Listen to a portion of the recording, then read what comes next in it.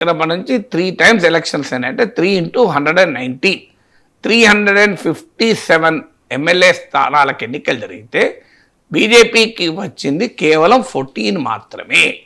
మరి ఎందుకు ఈ పరిస్థితి మాకు ఏర్పడుతోంది అని ధర్మపురి అరవింద్ ఒకరోజు ఆవేదన బహిరంగంగానే వ్యక్తం చేశాడు. సో అదొక మౌలికమైన ప్రశ్న బీజేపీ అడ్రస్ చేయాల్సింది. అడ్రస్ చేయాల్సిన మౌలికమైన ప్రశ్న ఎందుకు వస్తుంది? ఇప్పుడు కూడా చూడండి వాళ్ళ స్లోగన్, దేశం కోసం మోడీ, మోడీ కోసం మనం. తెలంగాణ కోసం మోడీ అంటలేరు చూడండి మీరు. అంటే మీరు తెలంగాణ కోసం మోడీ అన్న పదవే లేదు ఇక్కడ. దేశం కోసం మోడీ, మోడీ కోసం మనం. మోడీ కోసం మనం ఉండాలి, దేశం కోసం ఉన్నప్పుడు ఉండాలి, కానీ మరి తెలంగాణ కోసం కూడా ఉండాలి కదా మోడీ. నిన్నగాక మొన్న రైల్వే జోన్ ఏర్పాటు చేశారు విశాఖలో, సౌత్ కోస్ట్ జోన్. అవసరము, న్యాయము.